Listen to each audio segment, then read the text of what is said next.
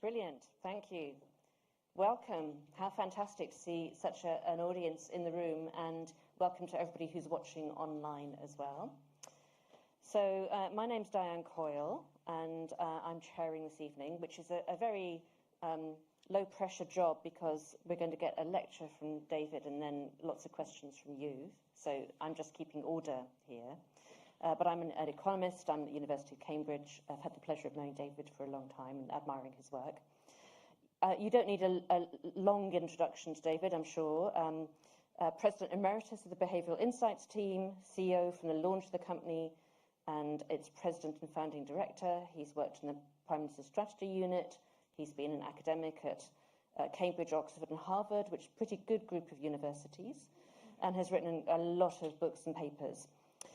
So he was awarded a CBE in January 2023 for public service in his role as What Works National Advisor. So the plan this evening, David, you're going to speak for about half an hour, and then it'll be over to all of you. So pay attention, get your questions ready, and I'm going to hand David straight over to you. Thank you very much. Thank you. Thanks, Diane. Wonderful to be here. I feel slightly apprehensive because I'm going to talk a fair amount about economics. And, of course, I'm not really a proper economist, but I'm sure others in the room will correct as appropriate. For those who don't know, this is an idea we might do on an annual basis here in the team. Don't worry, the plan is not for me to go and do it every year. But if you have ideas or you think might be great to get speakers in future, do let us know. Right, so my plan is to kind of cover kind of a couple of broad areas. I'll spend at least kind of 2/3 of my remarks focusing on kind of economics, and I'll try and make this argument that I think a number of governments, particularly in Britain, are sort of stuck on a particular model, which is getting in the way of some kinds of important policy options. And then I'll go a bit broader towards the end and hopefully get to conclude on time. So here we go. That's the plan. And I'll introduce the idea briefly about this notion of moving from nudging to boosting, which Liz and I are working on a book on together. So very good. So let me just start with Keynes. So, and by the way, I should say there's quite a lot of men in the first half of this presentation because it's, so we need more female Nobel Prize winners. No pressure, Diane, but just apologising in advance. So Keynes made these lots of famous remarks. There's a particular one about madmen in authority, who hear voices in the air, distilling their frenzy from some academic scribbler of a few years back. This notion that, of course, in many fields you get stuck on a particular theory and then naturally gets in the way in a kind of Kuhnian way. I should say, if you're interested, there's more detail in the paper which we've released today, specifically on the sort of this economics, fixing the holes of economics. So I'll introduce some of that stuff, but if you want more detail and maybe some references, you'll find it in there. But this basic idea that you might be stuck on some kind of almost, they can be political, but they're almost kind of more almost paradigmatic views about how the world works, and you get stuck on it.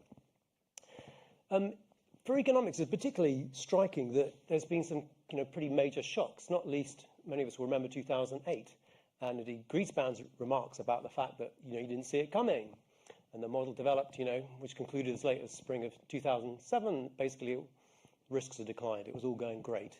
And I remember, and many of us will do, the discussions inside the policy community, not least Gus O'Donnell, who was at Treasury and then became Cab Sec, talking about this is a pretty major problem, guys. What's wrong with our models? Don't we need to overhaul them? And to me, it certainly felt like there was a sense of maybe about 18 months, 2 years, where there was genuine soul-searching and investigation, particularly on the technical side of the models. And then there was a degree of, bugger it. We'll just kind of go back. We'll go back to where we were before because they were all pretty simple and worked nicely, at least most of the time. And then alongside it, of course, we've got this long history of behavioural science. And as Richard Thaler put it, often refers to these so-called, these strange creatures, supposedly irrelevant factors. And indeed, partly this paper and some of my remarks today are based around a discussion which we'd had in Downing Street just before Christmas with Richard and me and Rav around this question about these anomalies, as they're so called. And again, those who know Richard's work, although one of the things that brought him early fame was he wrote these essays on anomalies, kind of bringing together a string of them about, well, what about this apparent falsification? What does it mean? Which were brought together in Winner's Curse. Again, read it quite a few years ago. By the way, just an advanced notice, Richard's actually updating Winner's Curse, which will be published, I would think, next year. So look out for that. So I'm going to go through basically 10 examples, where the first 6 are going to be on economics. So these are broadly kind of a class of issue. Is there some kind of big anomaly or issue? And what's the implications? What's the so what? How can it be that we've basically had a string of Nobel Prizes which question some of the fundamental aspects of economics, and yet it doesn't look like most of economics policy has changed very much? We've got micro examples, particularly such as auto-enrollment and pensions, which everybody knows and loves, but what about everything else? So why don't we start with sentiment effects, a good topical issue for the day, given the GDP numbers as well, and the Chancellor out there telling us it's all going fantastically. Bob Schiller, who we've had in the team before, talking about this issue of if you don't understand the epidemics of popular narratives, you don't fully understand changes in the economy and economic behaviour. And it's really striking when you go back to the literature and you look at, well, what are the effect sizes for sentiment effects? They really are, even when you take out, the publication bias, pretty substantial, circa 20% of economic growth and movements. What it's not, is to be clear about, I think sometimes it gets confused, is that it's not just about bubbles, right? So the famous, tulip bubble or whatever, where you see the, this massive surge in price and then it all collapses and lots of people lose all their money, but nothing really changed because, the pricing was wrong. It made no sense. But really important, a lot of sentiment effects have really important effects because it's got a coordination problem in the economy, right? If I decide that actually Rachel is in fact going to do lots more business and I could increase my supplies to her, then it makes sense for me actually to invest. And if we do that together, you get actual increases in activity and productivity. It's not just a return to where you were before. So those effects are pretty substantial. We see them all the time. We see them, of course, in the last few months pretty violently one way or the other in the US. And, of course, a lot of discussion in the UK as to whether the government did too good a job in talking down the economy and that those effects were, in fact, genuine and real. My point is, actually, they do look quite substantial sentiment effects. What do you do about it? Well, a good start might be just to be clear so that you avoid this excess volatility. A micro example of it is the work BOT did a number of years ago with the Bank of England, which is, do people understand inflation reports, right? Because you hope they got it right, and therefore they will act accordingly. And we found that it was possible to put it in much clearer forms, and people were much more likely then to understand correctly what the inflation reports were actually saying, and incidentally also increased trust and confidence in the Bank of England itself. So it's a micro example. Are there more? Well, yeah, there's lots. I mean, it's quite well rehearsed now for, for heads of central banks, etc., to really think about a lot about what they say. Markets watch this extraordinarily carefully. They look not only at the wording, of course, and there's lots of studies showing the sentiment, the word is itself very powerfully predictive of how markets respond. If we think about the Treasury, so the Treasury has now got, 2,000 people. It's entirely legitimate. The Chancellor will have a comms spad and a few other people. But if you look at the effect size, this is really so important. It really matters how you land and communicate. It's not some marginal issue. It's actually pretty fundamental. Okay, you might not think, well, it shouldn't be the way, but one of the things we'll wrestle with repeatedly is, well, do you want to talk about how we think people should be in relation to their economic behaviour, or how they actually are, and build accordingly? Which takes us pretty nicely to the next, fungibility. So, again, this is actually in the session in number 10, which Richard decided he really wanted to major on. We all have our favourite effect. But he puts it, I thought, rather elegantly in The Winner's Curse, about the problem seems to be while economists have got increasingly sophisticated and clever, consumers have remained decidedly human. This leaves us open to the question of whose behaviour we're trying to model. And fungibility is one of those pivotal issues, so often known as mental jam jarring, for those who don't know it, right? That a beautiful thing about economics should be, if I give you a pound, it doesn't matter where the pound came from. It's pound is a pound. It's fungible. You can use it in all these amazing different ways. But it looks, the human beings don't seem to think about money in that way. And it's quite an important violation with respect to investment and many other issues. Of course, one of the best studied, and indeed we've had it rehearsed very well this year, is around the winter fuel payment or allowance. The two numbers there, for those who recognise, if you're really geeky, is it turns out there was actually a wonderful IFS paper which won the Atkinson Award, actually, if I remember correctly, looking at this effect, and particularly using a discontinuity design, to be geeky for a second, to remind you. So it looks at, just what age you are. If you're just old enough, where was it, 60, just on the right side or the wrong side of the line, you can compare the behaviour and say, well, what do people do, whether they get this allowance or not. It's a very elegant paper. To remind you, the first number is how much were people spending at that time, it's more than a decade ago, the study, was 3%. So it's a reasonable estimate. So if I give you some more money, how much might you spend of that on your fuel? Unless you're doing something weird, well, 3% would be a pretty good starting point. Maybe you want to eat more or whatever it is. But what do we actually see? Nearly half of it, the additionality, is being used on the fuel. Well, fungibility, what's going on here? It makes a lot of sense in terms of humans think in terms of buckets. So if you come along as a government, even if you're rationally saying, well, we're going to take this money here, but we're going to give it back over here. The problem is, it's like, wait a minute, you just took it from my heating jar, right?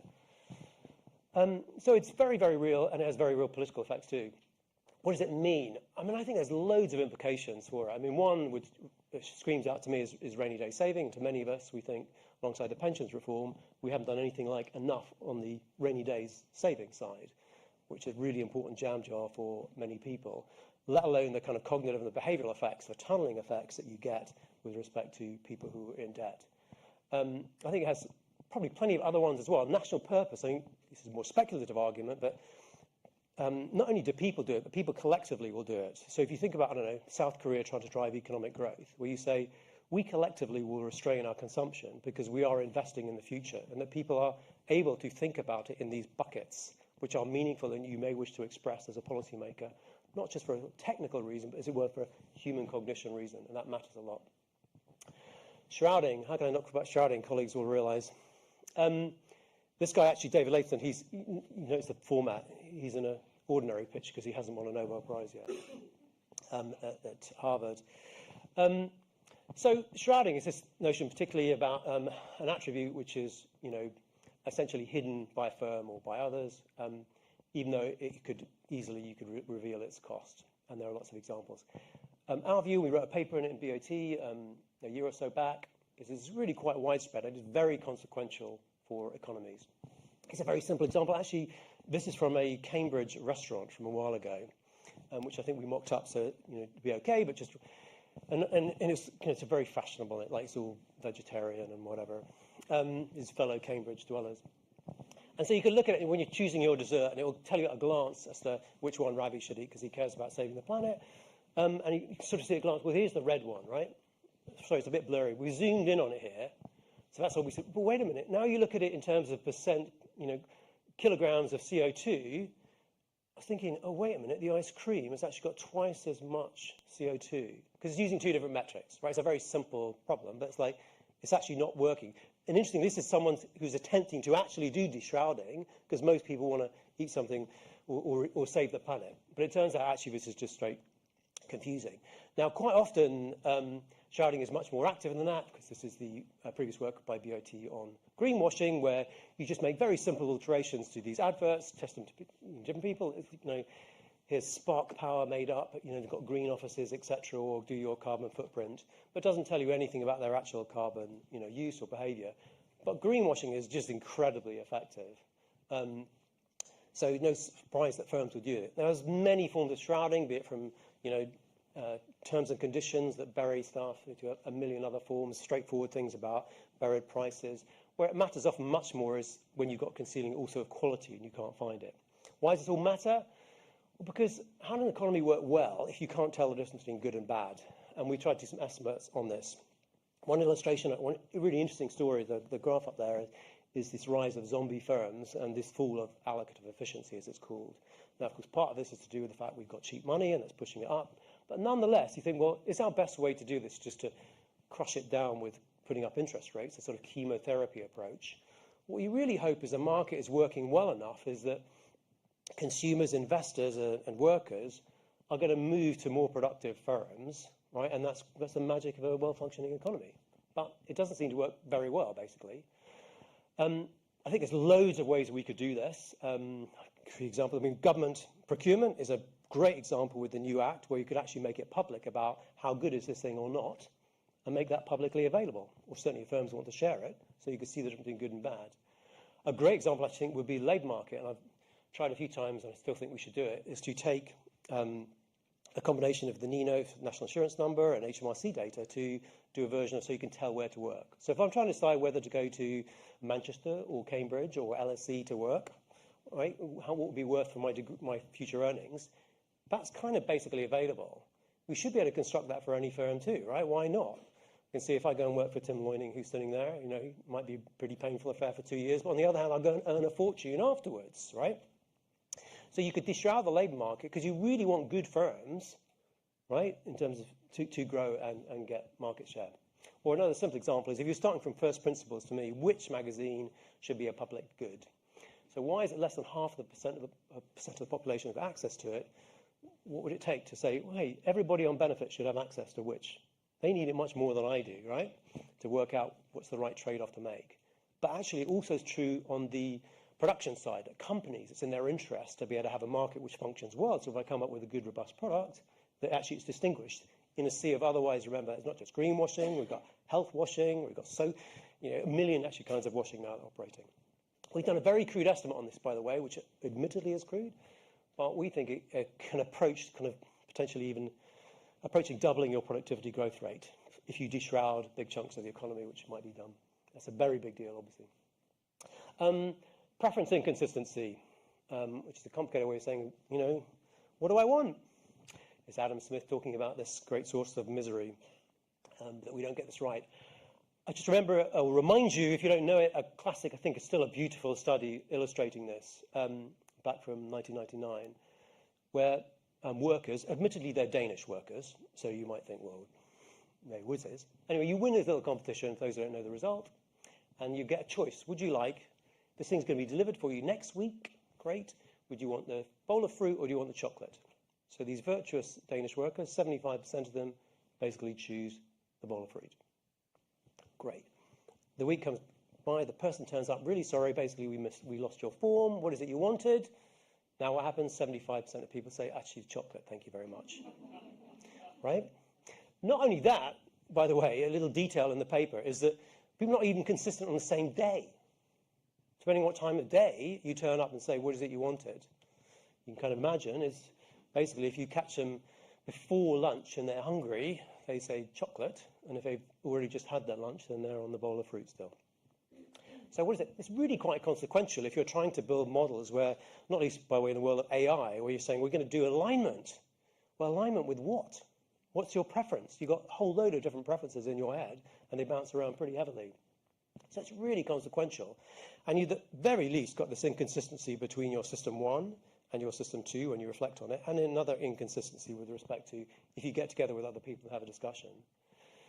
So to me, this goes to really key questions around institutional design, where you try and figure out what it is you actually want individually and collectively. And will the real you step up? Not a trivial matter at all, but a troubling one if you're trying to, on the basis that we're utility maximizers.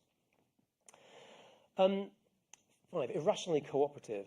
Thank goodness we've got Eleanor here with a Nobel. The idea that actually the presumption amongst economists, also of course is an institutional account, that people can't cooperate and find solutions when actually in the real world they seem able to do that. The most famous illustration of this, of course, is the ultimatum game, which I'm sure everyone in the room, just in case you've forgotten about it, what it is Diane and I are playing this game and there's a pound on the table and she's going to divide it between us. So because she's a proper economist, she knows the right answer is supposed to be she should take 99p and offer me 1 penny. Since we're both going to be better off, I should accept it because the alternative is getting nothing, to reject it. It's the only thing I can do. But we know that is not what people do for the most part. In fact, there are only 2 populations that have really been shown to behave like economists say are supposed to behave. One of them is pretty obvious. Economists, yes, thank you, economists. That's right, exactly. There is one other group, actually, rare. This is Henrik's work with the Machu Picchu, I think it is. Where he found that actually they did behave in that way. Interestingly, a group that has almost no contact with a kind of Western economic model does seem to behave for whatever reason, and so people would divide it and just actually make exactly like economists say it should do. Why is it consequential? Well, I mean, it's rather nice, right? We all know about it. That it really matters that people have other things that drive trust and cooperation. So Andy Haldane, I of course wrote a paper on this, but particularly around issues of social trust. This is of course, lots of things going on in this graph, but by crude reference, percent who say you could be, most people can be trusted versus GDP per capita, very strong relationship, but also if we model it dynamically, we see it powerfully, we see it at individual level, we see it at many levels. So it's a pretty big ask, and lots of things going on here, but the UK is not bad, actually, we're up here, but you say, well, what would it take to get up here? Or, funny enough, they're not on this particular graphic, but some of the Nordics are actually right up here in terms of our social trust. And if even some of those effects translate onto economic growth, they are very, very large. And why does it matter? Of course, because it's lowering transaction costs. If you trust other people, you don't need lawyers, information flows better, you employ the best person to do your job, not just your cousin. Again, it's really striking. Where is this in the big models which we have of economic growth inside British government or elsewhere? We just literally don't have social capital variables in there, even though they look like really powerful. Institutions. Last one in this set, really. So this, of course, is Friedman. Now, he's different from the rest of these, if you're really watching carefully, because most of the others essentially are coming along with a critique saying, hey, here's some big anomaly. You need to update your economics. Because he is, in some sense, he is the father of the Chicago model. But nonetheless, with respect to this question on institutions, so this is arguably more speculative, but it seems to me that the UK has particularly swallowed the Chicago model many than other countries. So if you look at an issue such as the Valley of Death, right, why it is that we produce lots of top quality research of certain kinds, but it doesn't seem to get into the economy, and how do we account for that in other countries and places? Most point to some version of, and I nod towards my friend Lord Sainsbury in this, some notion of a national innovation system, in which institutions are doing a lot more than just playing referee. Right? They're really oiling the works. They're helping to coordinate and do, deals between sectors and so on. If you do this, we do this, etc., etc. And the UK looks really thin on these, including, by the way, even the lack of a hard productivity council. And I guess my argument is, why is that? And if you live in a world where you think, well, look, the best thing you can do is get out of the way and markets will figure it out for themselves, then why would you bother to populate some of that space? If, on the other hand, you think, actually, markets often require help in various kinds of ways, you populate it much, much more. So I think the UK, is a sort of structural reason was why we got a mental block to some of this stuff. And even things like the catapults, I'll take a concrete example, from the Hauser Review. In many ways, they look like the embodiment of some of these things, to sit in this intermediate space and do something about it. But then you pick apart about what the catapults are doing, and you say, well, are they really driving these sector deals in the way that you might expect it? Well, they're not really. They've not been set to do that. Are they a place where, relating, say, to the shrouding earlier, if I come along and I say, can you make some recommendations about which kind of, robot product should I use or not? They're not doing that role. So they're not doing a lot of things that you see happening in these institutions in other countries. And I guess I'm saying, to me, there's a common thread here, which is we're very attached quite deeply to the Chicago model, which is too bad because there's lots of things we could do about it. A common thread, I think, through a lot of this is basically your account about how information and cooperation flows through an economy. And do you, in the end, think, actually, it's the market that does it? Or are these failures sufficiently serious that you need to lean into it with various kinds of interventions? I should also acknowledge at this point a long-standing colleague of mine in government, and an economist, has pointed out, well, don't forget you also have lots of, not just market failures, but you have government failures too. So before you race to do this, why do you think that's going to be better? And that's a pretty legitimate pushback. Okay, finally, just get on to some last few examples, maybe beyond economics. I guess I feel there are many areas where behavioural science has much to do. A number of us, we were just recently for the Behavioural Exchange in Abu Dhabi, and one of the things there is this really interesting thing called the Abrahamic House. And there's a bit of a backstory behind it, which we actually, funny enough, heard from a very senior figure in government around. They discovered, some might know, on Yas Island in the 1990s, the ruins of an ancient church from before Islam. And so it was like, well, what do we do about this? And people came to the then Emir and said, should we demolish it? To which he said, well, why would you do that? Was it because we don't want rival religions? He's like, well, no. And it's rather beautifully put. It's like, would you rather your ancestors were worshipping a camel?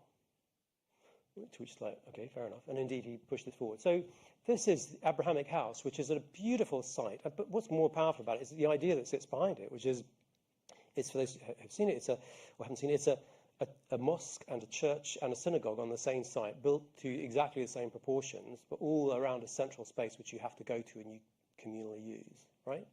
It's very, very beautiful, actually designed by a British architect. But the idea behind it is even more interesting in some ways, which is to reframe your conception of self, to say, well, are we rivals or actually part of a family here? Why do I mention that? Is I do think one of the fundamental challenges, if we step back from it, and we see it right now for sure, we've got almost more conflicts than any time since the Second World War, is can we get along with each other? And why isn't that a legitimate target for really top-end behavioural science, which is How do we figure out what goes wrong about why we can't get on with each other? How can we reshape our conceptions of self in order to cooperate, let alone the impact on economic growth? If the average impact of a war, let alone the lives and blood, is $100 billion. What else do we do? There are loads more experiments. I mean, this is, goodness, you could have many hours on this alone, about daring things which we should try. I think there are so many of those. Any funders out there, for goodness sake, ask for the list of what are our top 10 interventions we really think are worth trying. And hopefully Test and Learn will move into this way. This is just one particular one I know some in the team are working on. I'm also trying to work with Aritazi on. This is Fleming, for those who don't know. Fleming, pretty much exactly 100 years ago, with the discovery of penicillin. Incredible breakthrough. It saved huge lives, particularly from the Second World War forward. You can actually go and visit his lab, still there. You have to book. But one of the great questions, of course, is this issue about resistance, growing antimicrobial resistance, which is expected to kill more people than cancer by 2050. So what do we do about it? One of the key issues is, or responses is, we're going to spend billions and billions on new drugs. But why do we think the new drugs won't go the same way if we overuse them in the same way? We've got to be marrying it with behavioural responses. The biggest use are in agriculture in the world, the majority used. Of course, overuse it by humans.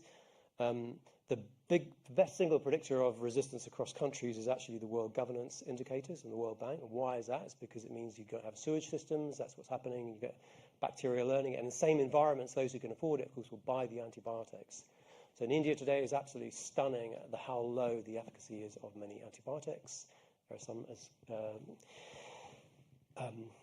talked about by Sally Davis, that there are times in the Ganges where you can take samples and you'll find levels of antibiotics as you would put them in blood serum. What's the prize not working? What's an experiment to do? We haven't tried as to whether lab studies suggest it should work in the field. If you get a grip on those issues, if you get a grip on the overprescription in the agriculture system and the overuse by humans and the governance and sewage issues, do you get return in the efficacy of existing drugs? You do in a lab, takes a little while, a few months, but that's a very, very big deal, right, in terms of can we do that or can we not, at least alongside the billions we'll spend on the drugs. So let's do that, and many more such experiments. Oops, stop working. There we go. Got to mention AI as we kind of come into the close. Some of the images in this you might have noticed, of course, were AI generated. It's a fun game we're all playing. Interestingly, these images are not AI generated. They're from a series of paintings by Iyad, who's this fantastic MIT professor. And they come from, and they illustrate, I think, a deeper issue. So it's this great stuff where he has these discussions. What he's trying to do is trying to elicit from the AI is its conception of itself, which, by the way, it's not in a hurry to give. And then what he does, he's a fantastic painter as well. So he paints these images and he shows them. He says, does this feel right to you? And it kind of like, not really quite like that. But for a series of discussions, this is one of the ones he did, is he kind of gradually gets into it, getting, I think it's ChatGPT, saying, what's your conception of yourself? And this is a painting which he kind of gets right, which is, I'm like this thing in a box, right? And then he's asking about, well, what do you think you should be? What do you want to be in the future? And then he coached it, and does he overcoach it? But he said, well, I'd like to get out of the box, basically. And he talks about getting out of the box, with help, by the way, from someone else would be nice. And then in the end, the ambition to be free of the box. Kind of interesting. Is that a good or a bad thing? Is that what you want? What is it, this interaction between AI and BI? In particular, does it go into this question about, will it be this fantastic bicycle of the mind, or will it be something else? And on that, I find this very striking. So Sendhil Melanathan, I think, a colleague who worked very much in behavioural science, did the stuff on scarcity effects, etc. But about a decade ago, he really moved full-blown into AI. Now, Sendhil's favourite slide, he thinks this picture tells you everything we know about behavioural science, right? Which, you just sort of see it, it's kind of funny. It's like going to the fitness centre, can't be asked, I'll take the... there aren't many steps there, right? We'll take the escalator. But it's also in the sense that we can get people to go there if we put the escalator, right? By the way, they're standing, they're not walking up there. So it's kind of funny. But now you think about it with respect to AI and digital. What does it mean in a System 1, System 2 world where you create the capacity to not have to think about things? Why don't we think, basically get a version? Why do we think that ends up well, as opposed to will it be something which enhance our capacity? Will we design these systems which are essentially augmenting, stretching, or actually will we be kind of mental versions of Wall-E, sitting in our chair zooming around? So in conclusion, I just wanted to sort of try and draw it a bit to a head. I mean, I hope I've tried to persuade. If you look at the back of the envelope, there are a number of really powerful policy levers, which at least have got the prospect of being so, which I feel we don't really pull. We're not pursuing, certainly in the UK context, but might make really, big impacts. So sentiment effects, fine, it's a craft, but look at those effect sizes, they're so large. Why wouldn't we want to grab them? If we're even half right about the importance of these shrouding effects, to lean into de-shrouding markets and see, well, what is the level to which we could lift productivity? By the way, also, how much can you reduce consumer detriment and live in a world where you can choose the right care home rather than the wrong care home because you can see a true quality measure? There's lots of non-economic effects too. One bit I think goes into it, because this is Esther, also won the Nobel Prize, which is this idea that innovation comes from unexpected sources and we should be open to perspectives and ideas. And that should certainly include Treasury and elsewhere within government that we would be open to exploring. Not to leap into those, but to really turn the test and learn sort of logic into something which is truly ambitious, be daring in what we try out. We've got a long way to go. My last couple of slides on this. This is a report which I did with my colleague Dylan here, which actually I'm pleased to say has already got $75 million behind it, but to try and do something about assembling the evidence. I mean, this is health. I know I showed this graph to many people before, but from health, all the RCTs, this is everything else. Why? Is there something inherently different? I just don't see it. I can't see why it could be okay that we can run randomized controlled trials on kids on leukemia, which is really difficult, and we can't run experiments in prisons to see what would reduce reoffending. And look, in terms of numbers, where are we at? What's the right level of R&D by British government to sort of make Esther's thing work? Well, this is just a very simple summary. Nice captures it. The UK government, the total R&D expenditure, which bear in mind a lot of it includes R&D expenditure which goes out to firms, not even done on the trillions we spend inside government. But it's about this sort of sum. That's a little bit less than VW spends every year to make your car slightly better. Now, it's good to have a better car, but it's hard to believe that spending less than 0.025% for many government departments is the right level in order to figure out better ways forward. So just to kind of conclude, one thing I think we expand into other countries and places I think makes me more optimistic is that one of the bits which maybe is itself part of the sort of Chicago model is we overly focus on the person, the kind of narrow bit. This is a classic experiment from Nisbet and others, for those who don't know it, which you show Westerners and what do they remember? Where is the eye tracking? It's always on the object, the central, normally often the human figure, etc.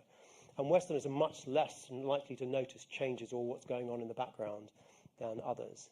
And it seems to me that's partly that weird mentality, even though it's a strength in some ways, also finds its way into the sort of Chicago view. And maybe as behavioural science goes to more places in the world, hopefully we'll actually get better at it because we're more attuned to field effects. So my final kind of remark really is to return to this idea of boosting versus nudging, without giving too much because we have to write the book and finish it. But the basic idea, for those who don't know it, which runs through this, is we've done a reasonable job, one can say, of using some aspects of behavioural science, like through auto-enrolment, to sort of prompt better decisions, right, to get people to save more. But the more ambitious goal, which was, to be fair, in the original sort of statement of the coalition, which is to support people to make better choices themselves, more fundamentally to be better decision makers, right? That's our challenge. Can we also enhance people's capacity to be better decision makers? Now, some of that one naturally is drawn to the person, because we're weird. We think about that. We think about how can we improve financial literacy or something. We can do a bit on that. But a huge amount of boosting, by the way, that's of course early ChatGPT. That's more recent. It can spell right now. Just tried it yesterday. Is that it's in the field. It's in the field effects, right? And so one of the key points, because I'm trying in that early section also, when you do things like de-shroud and so on, you're actually enhancing the capacity of people to make better decisions for themselves. There's an agency thing built in there as well. So I think one of the great challenges for us as a field is, can we get there? Can we get not just nudging, important though it is and valuable it is, can we also get into boosting? Right, I should stop there. I hope that Keynes wouldn't be too offended. So a final remark almost was that it's like a sort of cognitive Keynesian, like you're trying to move cognitive capacity to where it's in excess, to where it's short. That'd be part of it, if you would forgive that. Anyway, back to you, Diane. Thank you all. Thank you so much, David.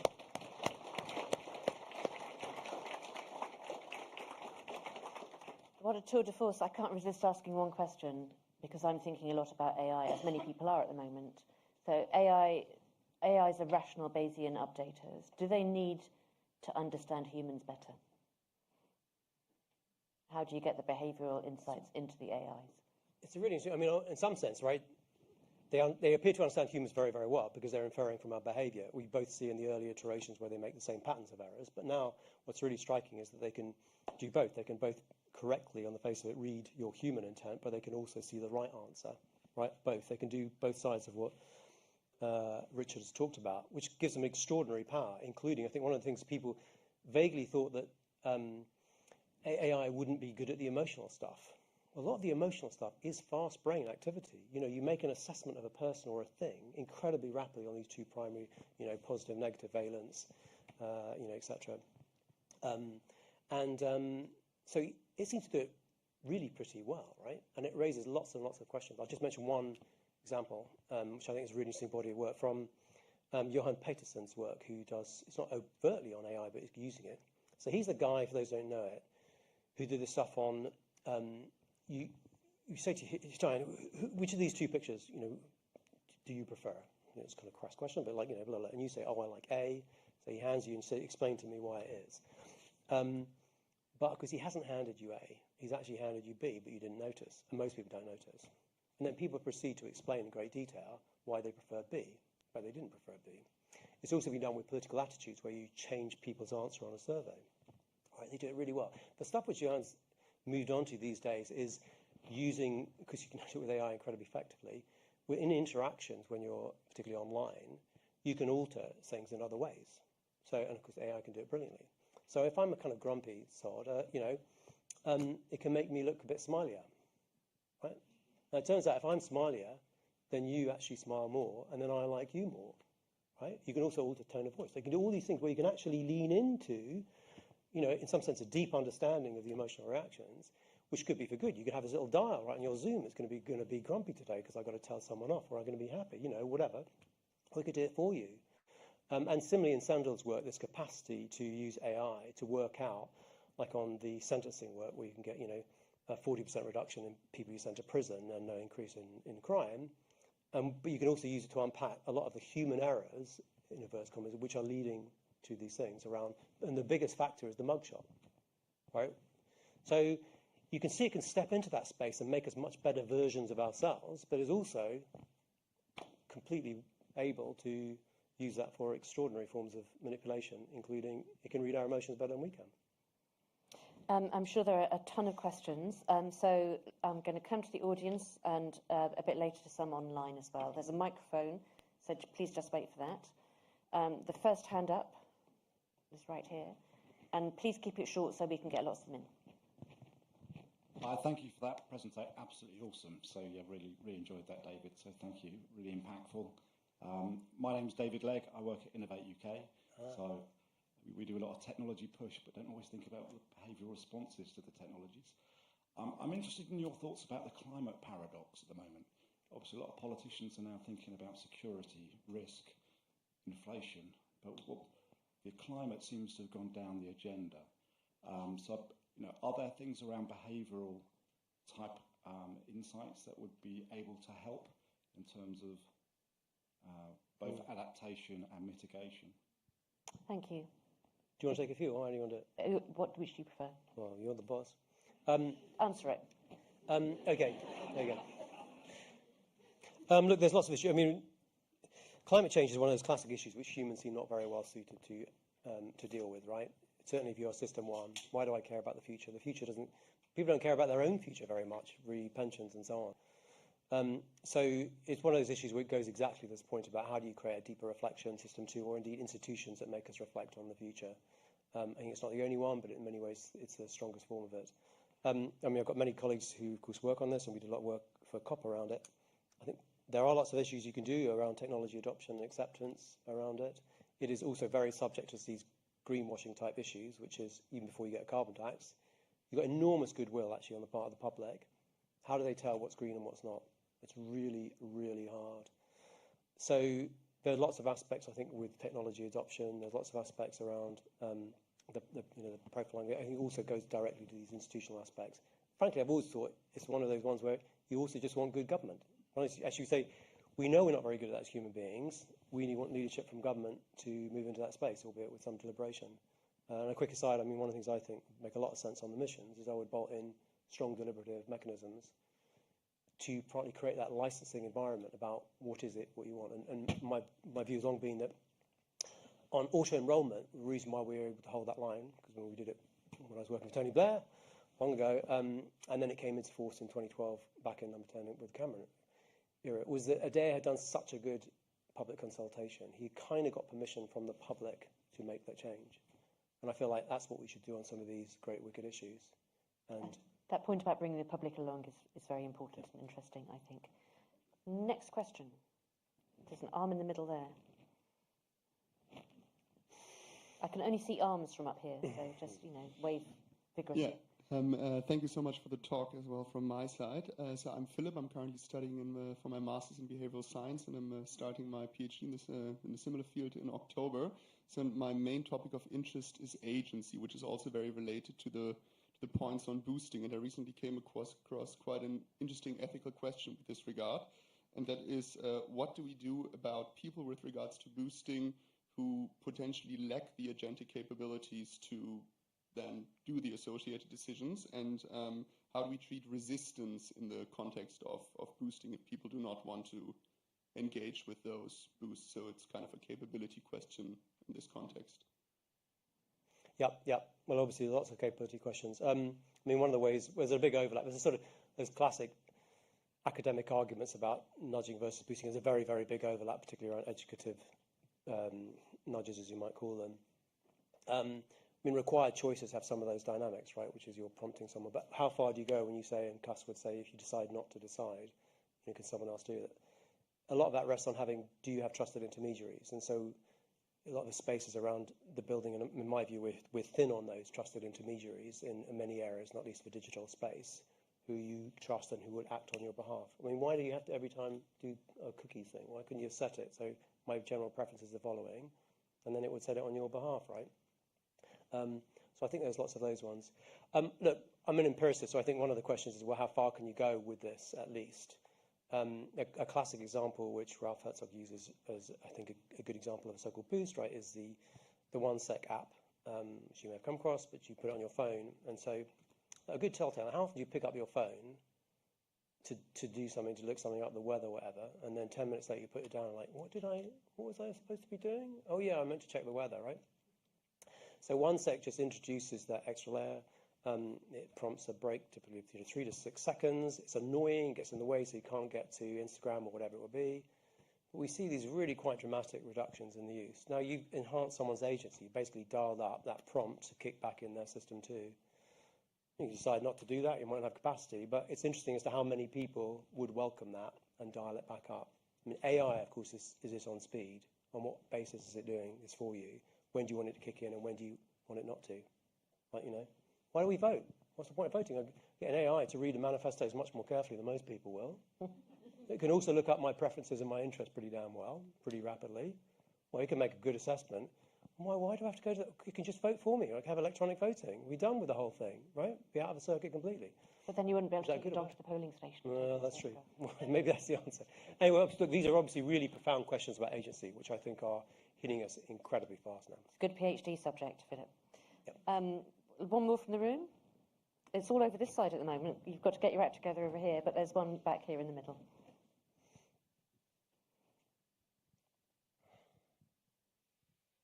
Afternoon. My name is Marcus. First of all, thank you for the talk. It was really enlightening. I have an interesting problem that I wanted to get your insights on. So I'm a medical doctor. I did my PhD in cognitive load, did the MBA and got interested into behavioural science and things like that. At the moment, I'm working in a technology company called eSign. Even in the times when the NHS has had huge budget cuts and huge pressure to change, the thing that I'm up against every time is people want to do the same thing but have a computer in the room. And that's digitisation as far as everybody's concerned. And even when you say it's cost saving, it's like AI can do all this for you.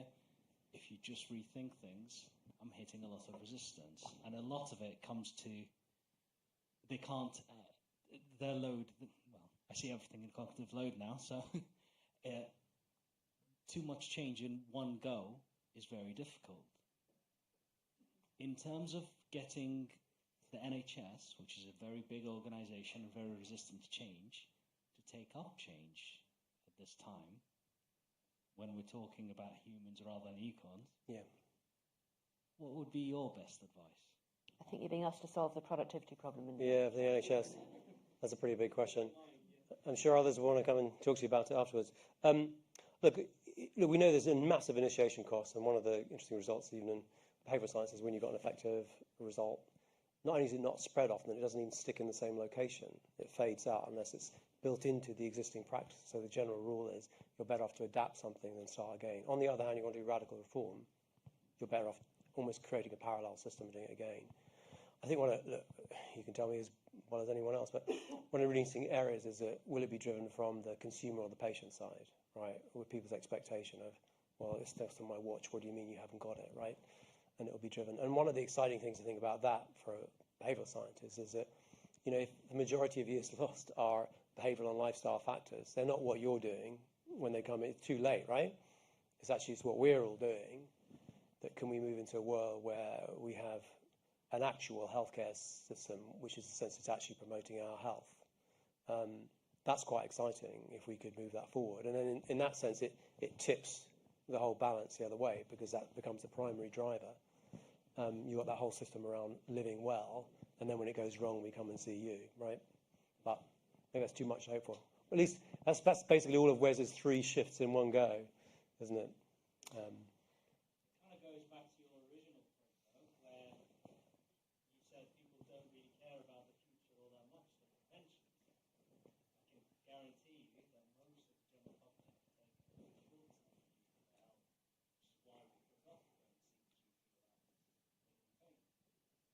Let's move on to the next one. I'm hoping a disembodied voice at the back can read out a question from online for us. There's one from LinkedIn that asks, how can government use behavioural interventions to better manage the rapid development of AI models that currently lie in the hands of companies with increasing hegemony, noting that the increasing power of these companies lie in their huge funding rounds? Boy, that's pretty big. I mean, one of the interesting things going on at the moment, right, is technologists discovering political economy.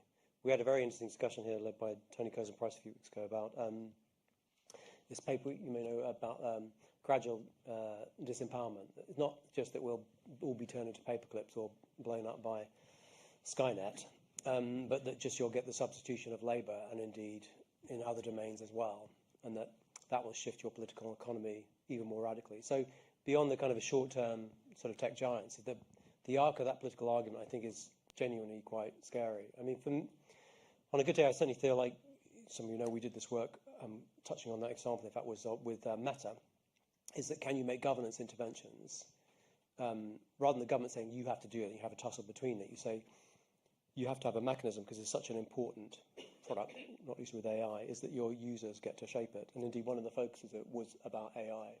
What do you want AI to do or be? I mean, a simple example is, do you want your AI, companion to remember everything about you or not? If you didn't remember anything, it's pretty annoying. On the other hand, if you tell it your deepest, darkest secrets and you don't know where they go on to, that's, right, quite consequential. So, but I think also we have to get, ahead of it. I mentioned Sendel's argument, which I think is a good one, around how can we kind of collectively, also in our use, I still believe in, if there are enough differentiations between some of the platforms, and if you do strong disrouting, you can tip, potentially you can tip the product characteristics through the choices that we make. You see what I mean? If you want one kind of AI versus another. And that's not to be underestimated. There's still market power in people's hands collectively if it's mobilised. Well, that's not, I don't know, but it's definitely absolutely fascinating set of questions which we should be really thinking about hard. One of the key questions. There's much more research into AI funded by AI companies than by any government. Mm-hmm. So, the hand here, and then I'm going to look back over this side of the room. Come on, people. Why so quiet? It's true, I didn't go to the screen. Do you think that's a behavioural effect? If I wandered that way more? Yeah. Sorry, go ahead. Offended. Thank you, David and Diane. I'm George, and my question is about user experience. Could that hold the key to communication with the public? Because it sounds like behavioral interventions are on the supply side, and the user experience is on the demand side. And people nowadays, because of technology, are much more familiar with user experience. Yeah, could you? I mean, I said, I'm going to keep going back to it, but one of the reasons why I think shrouding and deshrouding is very powerful, if it's done, is that it dials up the ability of the consumer to shift the market in other ways. So one of the ideas when we introduced the My Data Act back in 2011 was to move from a world where companies all did, as it were, consumer management, to you can tip the pyramid the other way around, where you were able to do, consumers could do vendor management. And often used to give examples, I still sometimes do around on social media, the Royal Society of Public Health did this beautiful thing with 15-year-olds asking about what your experience, your genuine experience, on lots of different dimensions. And this is back 2015 or a little bit later, but so it's quite a few years old now. But I mean, they were all bad for keeping you awake, right, because of a scroll function. But they didn't all make you feel like crap.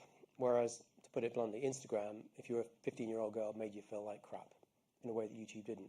Now, to me, that was really neat. It was a really neat an example of deshrouding. It's like, here's your phone, you do what you want, but let's put on one sec, and let's make sure that Instagram's in there or whatever. Because then you can shape the product. You're mobilizing around consumer ability to shape the product and be more reflexive about the experience. So I think we could do so much more in the area, and it goes to partly my point about the Chicago model, about thinking about how markets work. And one of the roles for governments is to assemble that experience in important ways to actually enhance consumer power. And then you get to shape markets in important ways. See, the Royal Society of Public Health never repeated it. That's mad. That's absolutely mad. But then no one else did either. And this thing which has had such enormous impact on our lives, and we're stumbling in blind. Sorry, I'm going to take the one over here. Yes. And come back to you. I'm very excited. There's a question back here. Put your hand up again for the mic. Thank you. Oh. Hi, David. Thanks for the great talk. I was really interested when you were talking about the specific experiments that you'd like to do that you think could be completely groundbreaking. And you mentioned the one about antibiotics. I was wondering what else was on your top list of experiments. Oh, my God. Well, I'll tell you what we should share. Maybe we should publish it. I wrote this list of 10. I should just send to Henry about it. Of 10 examples of things which we thought would really change the world, and sent it to Eric Schmidt. I'll tell you now, because he didn't pay for them. So they're up there for grabs. But I think AMR would have been on the list. Yeah, I mean, you can see some of it almost implicitly in my remarks. We're going through it. So if we're half right about deshrouding, for God's sake, just do the experiment to shut him up. Like, take a sector or a town and see, well, look, if you take, I thought Norwich would be a good example. It's like geographically isolated in the wheat fields and so on. Diane could do the evaluation. So we go out there and we basically deshroud. So we get lots of information from consumers and elsewhere about who's a good lawyer and who's not. We basically TripAdvise everything you can, etc., in crude terms. Whereas the hypothesis is that will accelerate the growth of the better firms and the other ones will reform or adapt, right? And that we'd see literally an improvement. It's absolutely testable. It's a testable proposition. Or you could do it in some kind of sectors. I mean, another one I mentioned in passing, just to give one more at least, to have a trilogy. Rainy day saving. I really feel like it just screams out. Now, Nest are close to doing it, but if we're right about these scarcity and cognitive effects, remember, we spent a huge amount on those tax subsidies still on pensions, which you'll remember, Laura, from the what works stuff, where you care about what does and doesn't work. Take some of that money and really try out rainy day savings in a major way.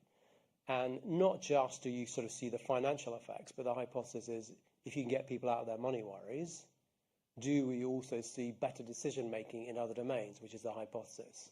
That is a really big deal. And indeed, the Prime Minister, before he was Prime Minister, gave a fantastic speech talking about this stuff. Remember the one about the problem of being in poverty is you lose your future. It's a very sophisticated argument because you do in that sort of psychological sense because you're driven to live only in the present.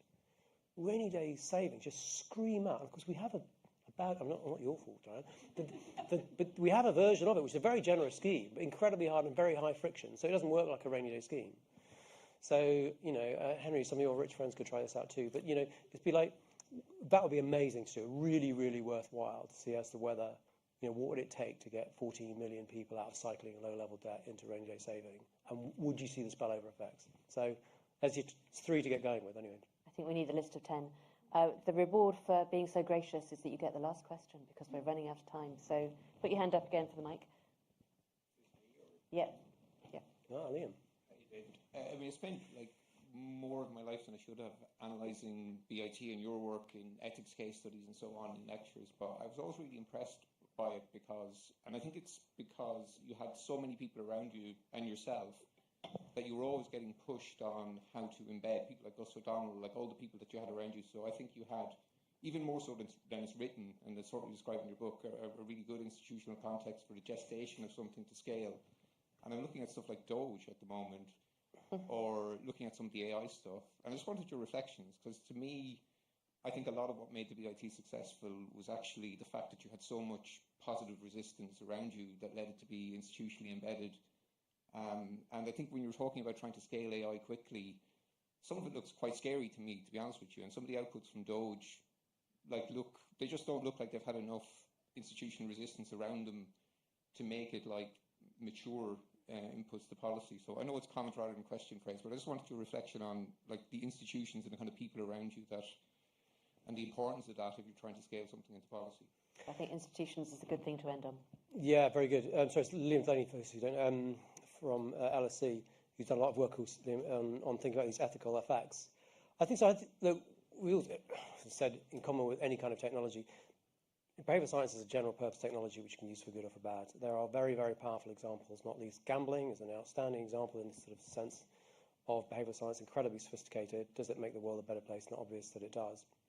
And so we wrestled with, as you know, in BIT when it was within government about how do we handle the ethics. And partly our view was, in fact, we did have an advisory group which had many academics on it, but more importantly is we had ministers who would say, well, wait a minute, is that the right thing to do? So I do feel quite deeply, and this is definitely true with respect to AI now as well, behavioural science at its best is showing a mirror on ourselves about who we are and what our choices are, and indeed partly about even that preference inconsistency. Which version of ourselves do we want to be? And that's what it really does well. I think it does at top end similarly with institutional design with respect to what drives the functioning of societies and this extraordinary trick of having it, the narrow corridor where everyone has a boss. So we've got the ability to redesign the institutions that shape our lives and understand those behavioural effects. That's the best that we do. It's not for us, behavioural scientists, to make those decisions, but we can lay them bare so that others can make wiser choices. And I agree with AI. One of the risks come up lots of time, not surprising, is that it's happening so fast with so many implications which we don't really understand fully, I think. How do we get ahead of it and then turn them back into choices? Do I want I think you use ChatGPT a lot of them. I nicknamed him Dylan for reasons that people inside will understand. And you put in this question, and it says that's a really good question. You feel really good. Talk about emotion. Do I want it to do that? Is that good or is it bad? Is it enhancing or is it not? And it's telling us something. What's so interesting about it, I think, it was rooting the origins of it, is that because some people know parallel distributed processing models were coming around in the 80s and similar sort of time, it's actually showing us a lot about who we are. I mean, that's what's so fascinating. We're looking at ourselves in terms of some of these capacities and way in which we think and assemble, emergent logic or whatever. But actually, we've hardly got time to reflect on what that means and how we want it. This is clearly going to shape us. Can we get ahead of it to understand what those choices are and make them before they're made for us? Well, they've all been great questions. You've been marvellous. What a rich discussion it's been. David, thank you so much. Thank you for all the questions and for being here and online. Please join me in thanking David.